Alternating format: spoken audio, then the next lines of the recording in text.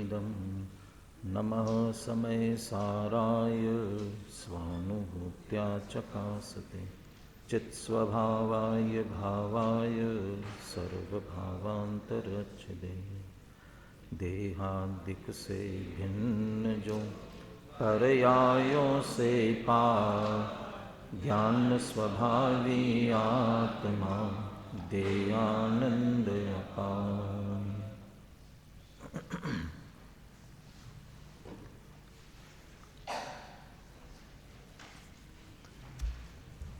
आचार्य कुंद कुंदे विरचित समय सार परमागम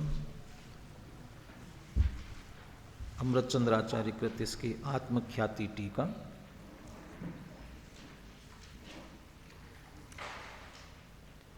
टीका के नाम का उल्लेख इस गाथा की टीका में अमृतचंद्र आचार्य ने प्रथम बार किया।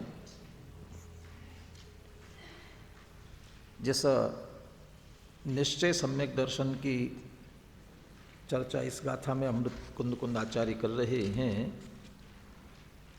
वह सम्यक दर्शन आत्मख्याति से प्रकट होता है और वह आत्मख्याति भूतार्थ नय से, भूतार्थ नय कोई शुद्ध नय कहा, तो उससे प्रकट होती है। इसलिए भूतार्थ नय शुद्ध नय के प्रयोग से उस शुद्ध आत्मा को खोजना चाहिए और खोज करके उसका आश्रय करना चाहिए। जब एक शुद्धात्मा को ही खोजना है, एक शुद्धात्मा का ही आश्रय करना है, तो फिर नव तत्वों के विस्तार में हमको क्यों डालते हैं। टीका का एक पैराग्राफ अपन ने कल पढ़ा था, उसमें से क्या उत्तर हो सकता है, नव तत्वों के विस्तार में क्यों डाला जाता है। तीर्थ प्रवृत्ति, तीर्थ प्रवृत्ति माने मोक्ष मार्ग। यहाँ तीर्थ की प्रवृत्ति नीचे हिंदी अर्थ करते समय ब्रैकेट में व्यवहार धर्म दिया। व्यवहार धर्म का अर्थ पराश्रित अकेले की बात नहीं है, भेद कर दिया माने व्यवहार हो गया। यदि हम संवर निर्जरा इन तत्वों का भी निरूपण किया गया है और वहाँ व्यवहार धर्म के रूप में मात्र बाह्य क्रियाकांड को ही लेंगे, कहाँ गया रमन, आज इसके समझ में आया ना कि ज्ञानी का क्रियाकांड भी मोक्ष मार्ग नहीं होता है। फाइनल में आते आते चलो, तब तक भी समझ में आ गया तो अच्छा है। पक्का पक्का हो गया। पक्का इसलिए हुआ कि शंका बनी हुई, मैंने एक जिज्ञासा, शंका नहीं कहे, एक जिज्ञासा बनी हुई थी इसलिए पक्का हुआ। अब जिन्हें जिज्ञासा ही नहीं हुई होगी तो क्या पक्का और क्या कच्चा। वैसे अनध्यवसाय के साथ चले जाएंगे। होता है कुछ, होता होगा तो होता होगा, उससे होता होगा तो उससे होता होगा, जिससे होता होगा उससे होता होगा, नहीं होता होगा तो नहीं होगा। और क्रमबद्ध पर्या और पढ़ ली है, जब होना होगा तब हो जाएगा। तो निश्चिंत है किसी भी बात के लिए। मैं यहाँ ये कह रहा था कि व्यवहार धर्म कह रहे हैं, तीर्थ प्रवृत्ति को व्यवहार धर्म कह रहे हैं। इस व्यवहार धर्म में चूँकि वो तीर्थ प्रवृत्ति में नव तत्व लिए गए, तो जिसमें संवर निर्जरा भी है, तो वो संवर निर्जरा का निरूपण व्यवहार रूप से करना मोक्ष मार्ग कहाँ है। मात्र व्यवहार रूप से संवर निर्जरा गुप्ति समिति धर्मानुप्रेक्षा परिचय जय चारित्रयी ही, क्या होता है इनके माध्यम से, गुप्ति समिति धर्म अनुप्रेक्षा परिचय जय चारित्र से संवर तपसा निर्जरा च। ये जितने संवर निर्जरा के कारण हेतु कहे गए हैं, इनका क्रियात्मक रूप और इनका शुभ भावात्मक रूप, इन दोनों को मोक्ष मार्ग कहना वो यहाँ व्यवहार धर्म नहीं है, बल्कि उनके आत्माश्रित परिणति रूप निर्मल परिणाम, जिनसे वास्तव में संवर निर्जरा होता है, होती है, वो संवर निर्जरा वो निर्मल परिणामों को मोक्ष मार्ग कहना वो भी व्यवहार धर्म है। तो वो क्रिया को, बाह्य क्रिया को भी व्यवहार से धर्म कहते हैं। उस समय साच में होने वाले शुभ भाव, मंद कषाय, उसको भी व्यवहार से धर्म और मोक्ष मार्ग कहते हैं। और अब जो निर्मल परिणाम है उसको भी व्यवहार से कह रहे हैं। तो फिर निश्चय है क्या? जब क्रियाकांड या शुभ भाव उसको व्यवहार से मोक्ष मार्ग कहते हैं, तब आत्माश्रित निर्मल परिणाम को निश्चय से मोक्ष मार्ग कहते हैं। तो जब वो निश्चय मोक्ष मार्ग है तो उसको भी ये व्यवहार क्यों कह रहे हैं? क्योंकि भेद कर दिया। तो भेद के कारण से यहाँ उसको भी व्यवहार में डाला गया है। तो तीर्थ प्रवृत्ति, मोक्ष मार्ग। दूसरा, तीर्थ किसे कहते हैं? तीर्थ माने क्या होता है? जिससे तिरा जाता। किससे तिरा जाता है? किससे तिरा जाता है? तिरने का उपाय क्या है?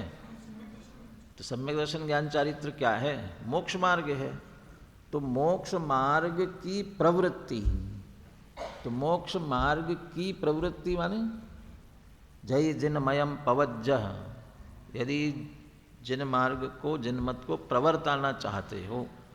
प्रवृत्ति का अर्थ है, दो तरह से बात की थी ना, समझाना, प्रचार प्रसार करना उसका, तो दूसरों के लिए और अपने लिए भी। तो समझना और समझाना। तो तीर्थ की प्रवृत्ति का अर्थ है मोक्ष मार्ग को समझना। तीर्थ मोक्ष मार्ग है और उसकी प्रवृत्ति माने समझना, समझाना।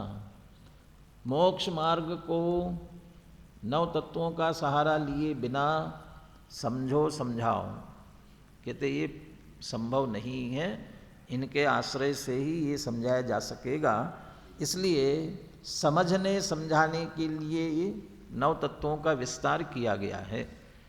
और समझने समझाने के लिए किए गए इन नव तत्वों के विस्तार को हमारा जो प्रयोजन मुख्य रूप से सम्यक्त्व, सम्यक्त्व जिससे होता है, ऐसे आत्मख्याति, वह जिससे, जिसके लक्ष्य से, जिसके नय से होती है, वो शुद्ध नय, वह हमारा प्रयोजन भूत है, इसलिए वो भूतार्थ हैं। और उसकी अपेक्षा से ये सब अभूतार्थ हैं। ऐसे उन अभूतार्थों का जो निरूपण किया गया, उनमें जब भूतार्थ से देखेंगे तो एक शुद्ध आत्मा प्रकाशित होता है, आत्मा व्यक्त होता है, आत्मा प्रसिद्ध होता है, उसी को आत्मख्याति कहा। वह आत्मख्याति प्रकट होती है। मैं इसको हिंदी में पढ़ता हूँ ताकि ये वाला वाक्य जो है, कल थोड़ा सा जल्दी भी निकल गया और कनिष्ठ वरिष्ठ वाले होते तो सरल करने का व्यामोह हो जाता है, इसलिए थोड़ा विषय कुछ अस्पष्ट रह गया हो तो यहाँ से अपन इसे अच्छी तरह समझ ले। भूतार्थ नय से जाने हुए ये जीवादि नव तत्व ही सम्यक दर्शन है। अमृतचंद्र आचार्य न्याय की शैली में लिखते हैं, ये प्रतिज्ञा वाक्य हैं और इस प्रतिज्ञा माने जिस बात को सिद्ध करना है और आगे जो लिया गया उसका हेतु लिया गया, तर्क दिया गया। भूतार्थ नय से जाने हुए ये जीवादि नव तत्व सम्यक दर्शन ही है। क्यों? क्योंकि तीर्थ की प्रवृत्ति के लिए अभूतार्थ नय से प्रतिपादित जीव अजीव पुण्य पाप आश्रव संवर निर्जरा बंध मोक्ष नामक नव तत्वों में अभी मैंने सब चर्चा कर ली।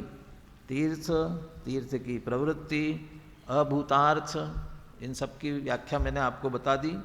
इन शब्दों का प्रयोग क्यों किया गया है। अब इन नव तत्वों में एकत्व प्रकट करने वाले भूतार्थ नय के द्वारा एकत्व प्राप्त करके फैला दिया।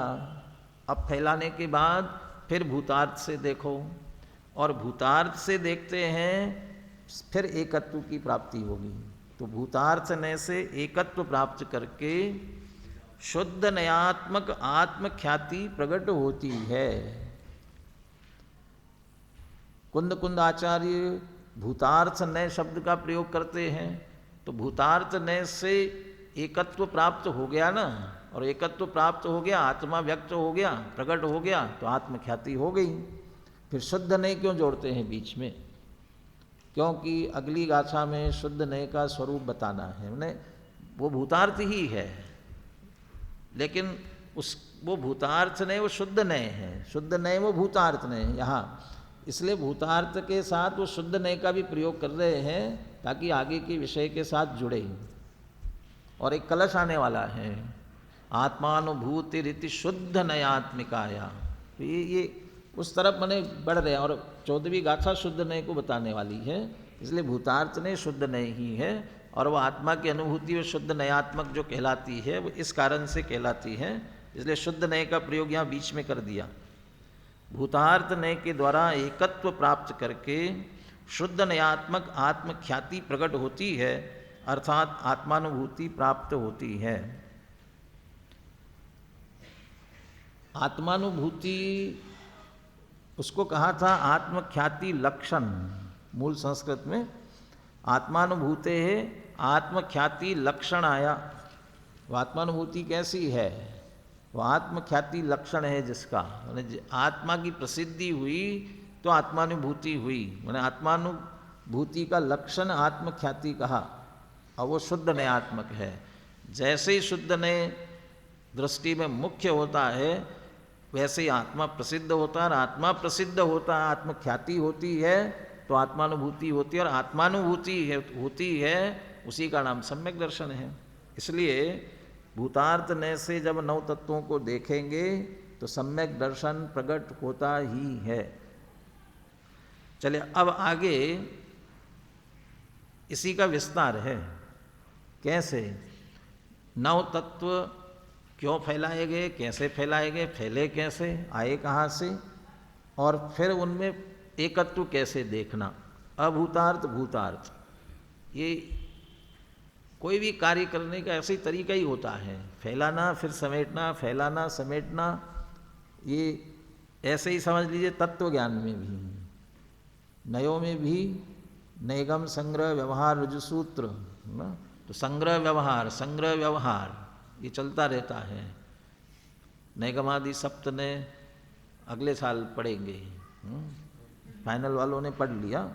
तो नैगम संग्रह व्यवहार इसकी चर्चा में लिखा हुआ है, ये करते रहना चाहिए। संग्रह व्यवहार, वो व्यवहार वहाँ पर भेद करना, संग्रह संग्रहित जो एक साथ है विधि पूर्वक उनमें भेद करना, और विधि पूर्वक जो भेद किए गए उनमें फिर से संग्रह करना। तो ये संग्रह व्यवहार, इससे तत्व का निर्णय होता है सही। यहाँ देख अलग अलग पैराग्राफ बदलते हुए खुलासा अच्छी तरह से हो जाए, इसलिए सरलता से समझाने का प्रयास किया गया है।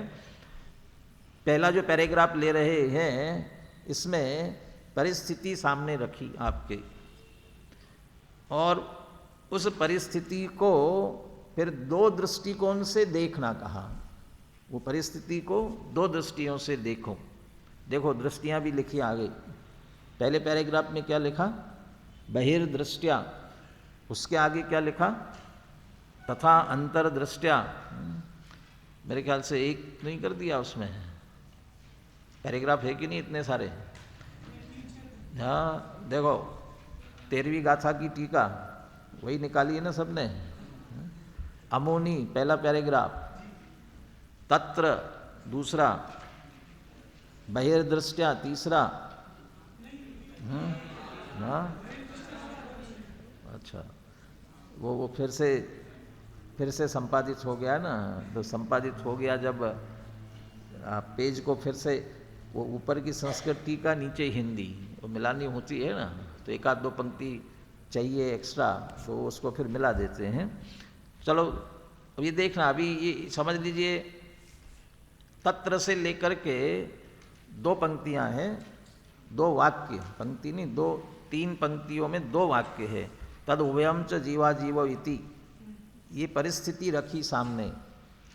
अब उसमें दो दृष्टि से देखने की बात कर रहे हैं, बहिर्दृष्टया और अंतर्दृष्टया। और वो जो बहिर्दृष्टया अंतर्दृष्टया है उसमें ही उसी में सवाल बहिर्दृष्टया अंतर्दृष्टया, वो बहिर्दृष्टि अंतर्दृष्टि इसके साथ साथ पर्यायार्थिक नए और द्रव्यार्थिक नए ये भी आएंगे उसमें से। एक पर्याय दृष्टि से देखना और एक द्रव्य स्वभाव से देखना। तो ऐसा वो अंतर्दृष्टि द्रव्य स्वभाव वाली द्रव्यार्थिक की दृष्टि है और बहिर्दृष्टि व पर्यायार्थिक की दृष्टि है। तो बहिर्दृष्टि कहो, पर्यायार्थिक कहो और अंतर्दृष्टि कहो, द्रव्य स्वभाव से देखना कहो, वो दोनों का तात्पर्य एक ही है। अब पहले परिस्थिति क्या है? तत्र विकार्य विकारक उभयम पुण्यम तथा पापम, आश्राव्य आश्रावक उभयम आश्रवः, संवार्य संवारक उभयम संवरः, निर्जर्य निर्जरक उभयम निर्जरा, बंध्य बंधक उभयम बंधः, मोच मोचक उभयम मोक्षः। अभी यहीं तक की चर्चा करते हैं। उभयम उभयम कहते जा रहे हैं। उभय माने क्या होता है? उभय दो। कौन है दो? अंतिम वाक्य है इसी में, तद उभयम च जीवा जीव इति। वे दोनों कौन है? जीव और अजीव। उभयम हर एक में लगाते जा रहे हैं, सातों में।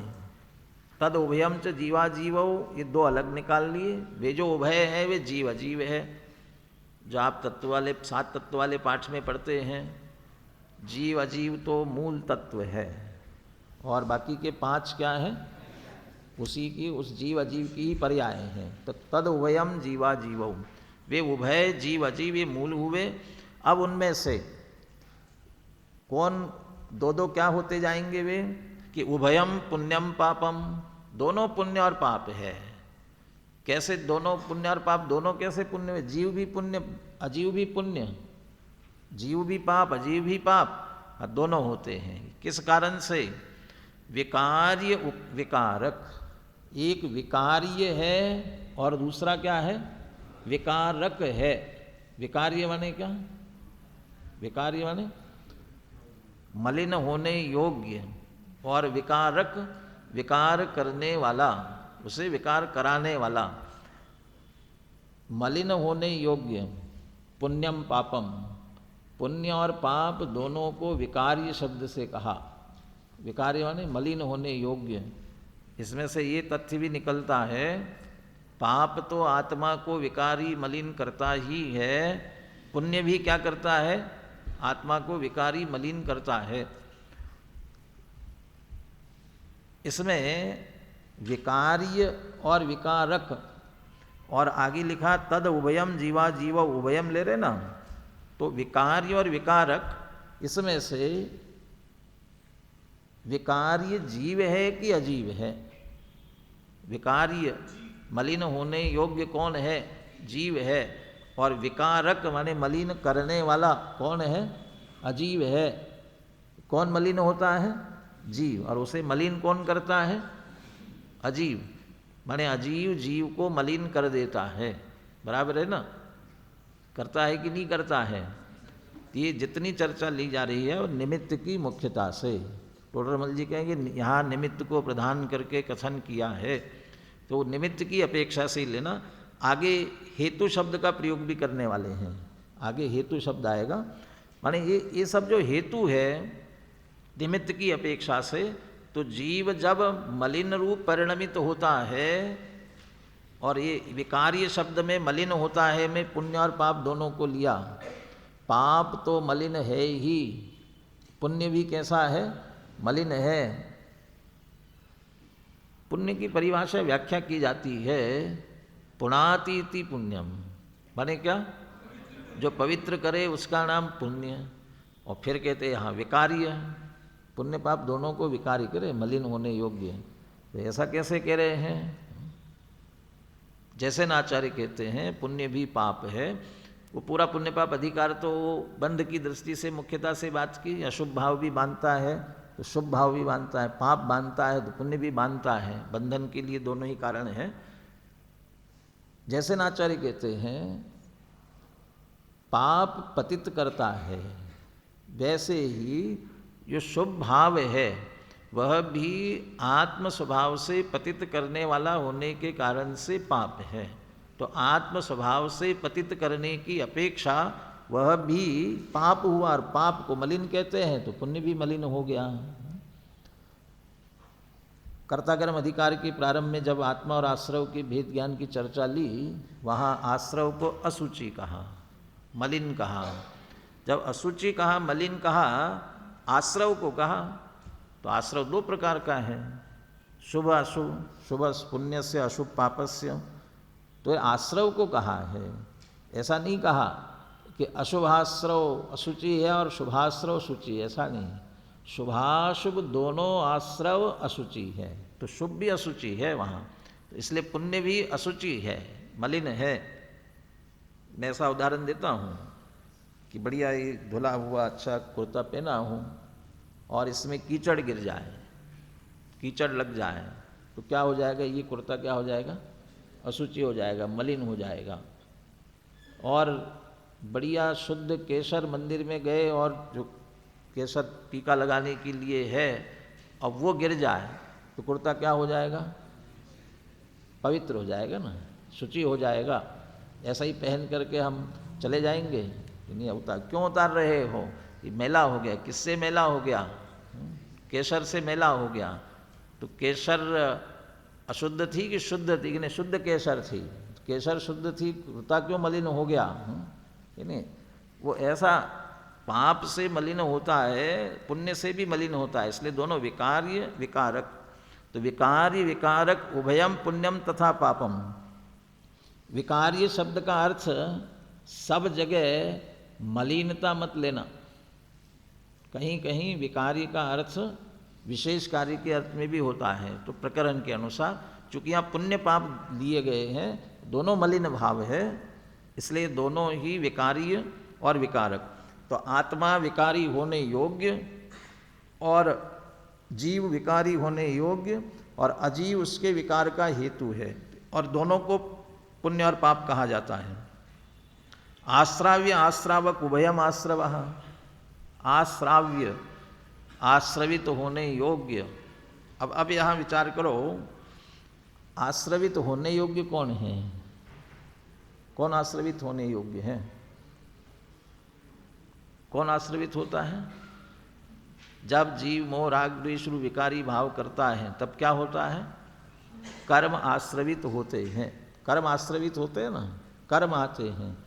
तो आश्रवित होने योग्य, आने योग्य कौन है, आश्राव्य कौन है, आने योग्य कौन है, ये कर्म है।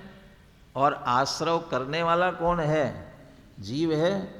लेकिन यहाँ उल्टा है, आश्राव्य, क्योंकि इसमें से पहला जीव और दूसरा अजीव है, दोनों में से तद उभयम जीवा जीवों में, इसमें सब में पहला जीव दूसरा अजीव।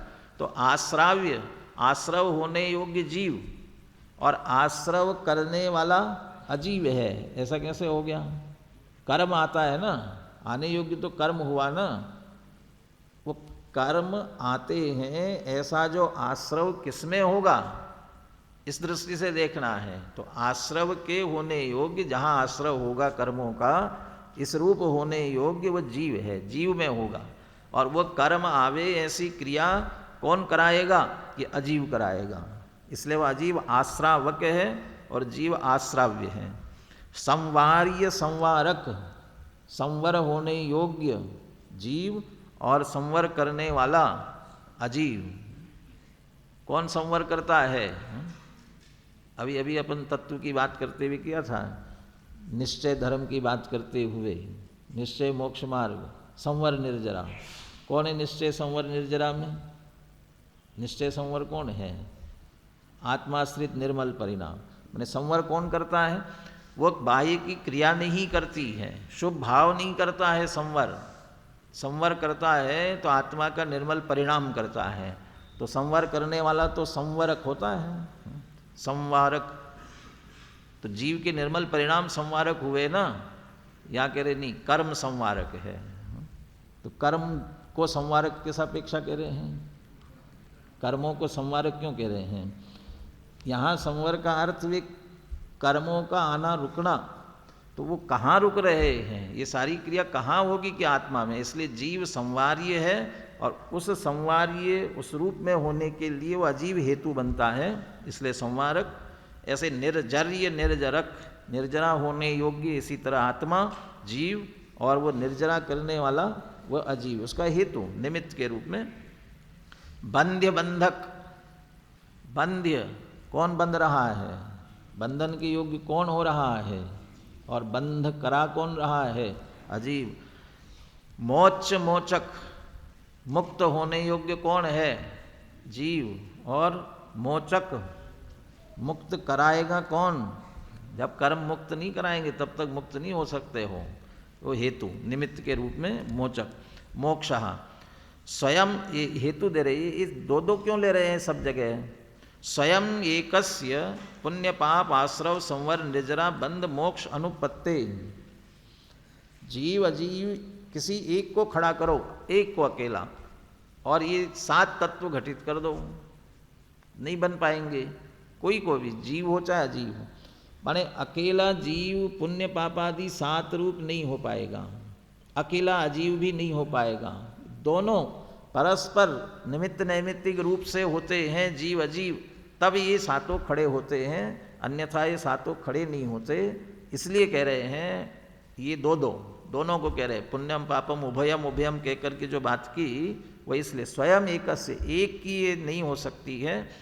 और जब ये 2 ऐसे मिलेंगे तो ये खटपट होगी भी, ऐसे ये 7 हो जाएंगे। फिर जीव अजीव ऐसे निमित्त नैमित्तिकता बनी तो ये 7 फिर हो ही जाते हैं, होते हैं खड़े।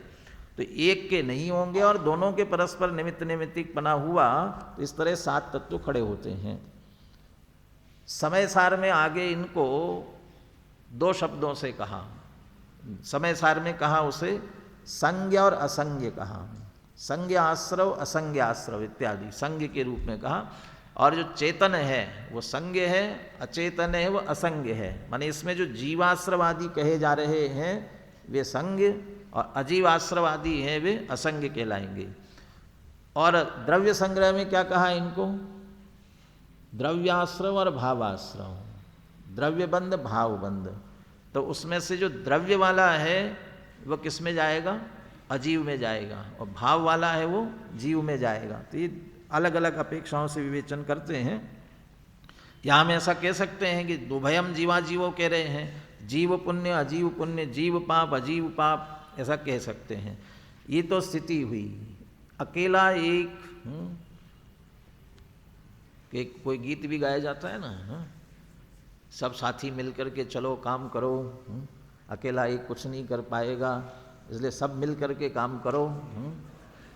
ये जीव जो है ना, ये संसार भी अकेला नहीं खड़ा कर पाएगा, इसलिए अजीव को साथ में लेता है।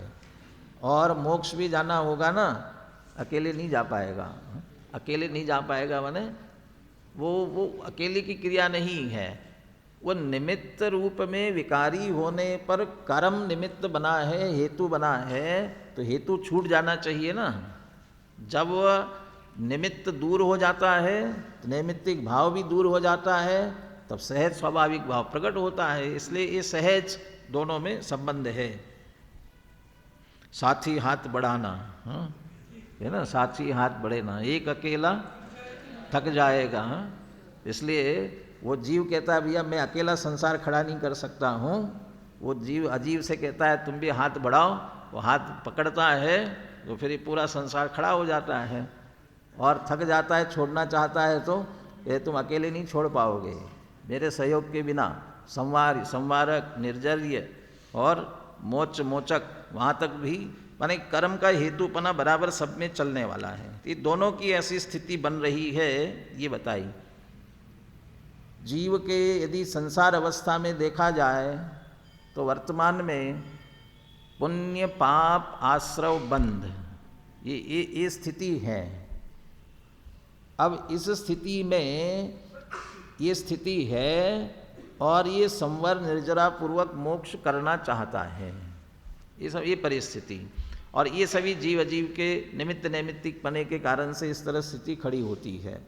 अब कहते हैं इसको अंतर्दृष्टि और बहिर्दृष्टि से देखो। पहले बहिर्दृष्टि से कहते हैं बहिर्दृष्ट्या नवतत्वानि अमूनि जीव पुद्गलयो अनादि बंध पर्यायम उपेत्य एकत्वेन अनुभूय मानतायाम भूतार्थानि। ये है, ये नौ के नौ खड़े हैं। जीव अजीव तो है मूल रूप से, और फिर उनके साथ में जब ये आश्रवादी बंध आदि ये खड़े हुए हैं, लेकिन ये कब भूतार्थ है? बहिर्दृष्टि से देखो, ज़्यादा गहराई में मत जाओ, बहिर्दृष्टि से देखो, दोनों मिले जुले दिख रहे हैं। तो नव तत्वानि अमूनि, ये नौ के नौ तत्व जीव पुद्गलयो अनादि बंध पर्यायम उपेत्य, जीव और पुद्गल जो अनादि काल से एक बंध पर्याय रूप हो रहे हैं, और बंध पर्याय रूप होने के कारण से यह नर नारकादि रूप अवस्था रूप परिणमित हो रहा है। ये नर नारकादि मनुष्य आदि ये कौन सी पर्याय कहलाती है? व्यंजन पर्याय भी कौन सी? असमान जाति द्रव्य पर्याय कहलाती ना, असमान जाति। असमान जाति क्यों कहते हैं? दो असमान द्रव्य मिल करके बन रहे। तो जीव पुद्गल की अनादि बंध पर्याय जो है उसको उपेत्य, उपेत्य, ये उपेत्य शब्द आएगा अभी आगे चौथी गाथा में भी आएगा। और उपेत्य का अर्थ करते हैं समीप जा करके, तो बंध पर्याय के समीप जा करके अनुभूय मानतायाम, अनुभव करो। दोनों को मिली जी, समीप जा करके देखना माने उसको दृष्टि में मुख्य करके विचार करना, और तब विचार किया अनुभूय मानतायाम, जानने पर भूतार्थानी, नौ तत्व दिखाई देंगे, नौ खड़े हो जाएंगे ये सभी। अब बदल दिया, अथच एक जीव द्रव्य स्वभावम उपेत्य अनुभूय मानतायाम अभूतार्थानी। लेकिन अकेला एक जीव द्रव्य के स्वभाव के समीप जाकर के अनुभव करो, अकेला जीव द्रव्य को दृष्टि में खड़ा करो। ये तो कहा ही था पहले, स्वयं एकस्य अनुपत्ति, अकेले एक को नहीं हो पाएगा। जीव द्रव्य को स्वभाव में मुख्य करो, अविचार करो।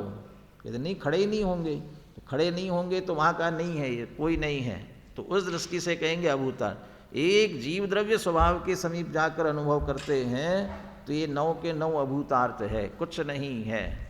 तो कुछ नहीं है कैसे? जीव जीव है, अजीव अजीव है। तो जीव अजीव तो है ना, वो जो मिल करके ये सात तत्व या नौ तत्व बन रहे थे वे तो नहीं बने ना, इसलिए कहते वे सब अभूतार्थ हैं। तथा अमीषु नव तत्वेषु भूतार्थ नयन एको जीव एव प्रद्योतते। इसलिए जब हम जीव द्रव्य के स्वभाव के समीप जाकर के देखते हैं तो नौ दिखाई नहीं देते हैं। अब वो भूतार्थ दृष्टि है, तो उस भूतार्थ दृष्टि से देखने पर उसमें एक जीव ही प्रकाशित होगा। ततः अमीषु नव तत्वेषु, इसलिए नव तत्वों में भूतार्थ ने से देखने पर एक जीव ही प्रद्योतित होगा। भूतार्थ ने से देखने पर एक जीव ही क्यों प्रद्योतित होगा?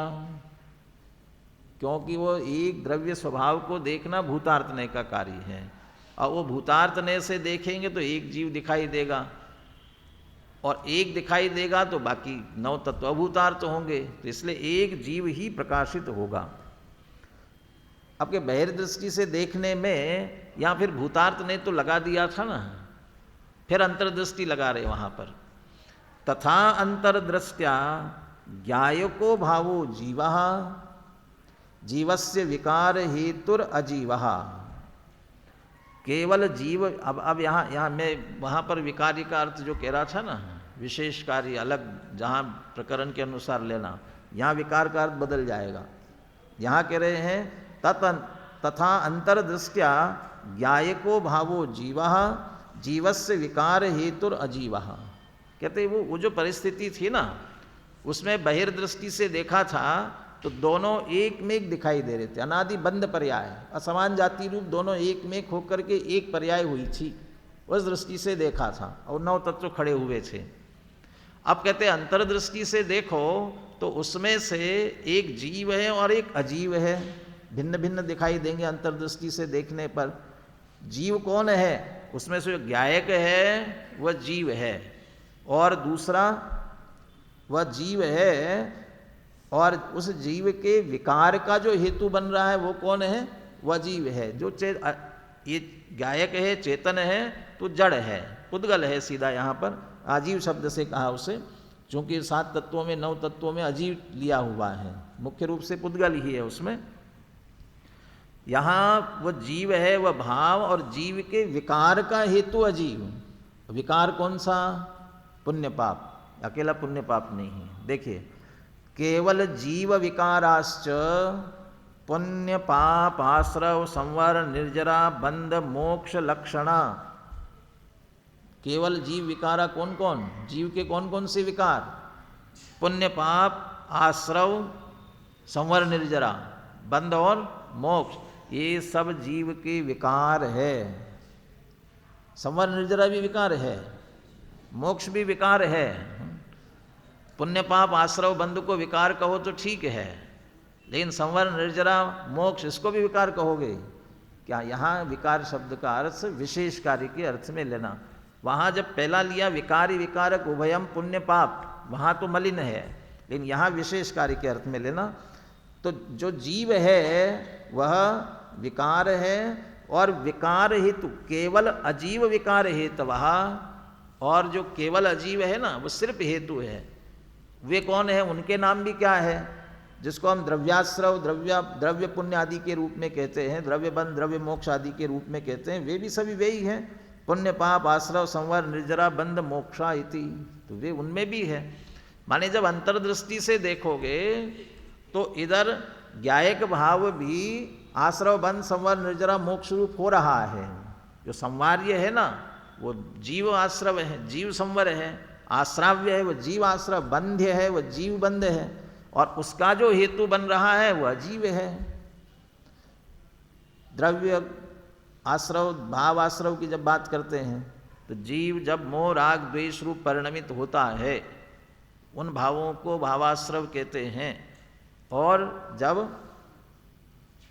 उसी समय कर्मों का आना वो क्या है? द्रव्याश्रव है।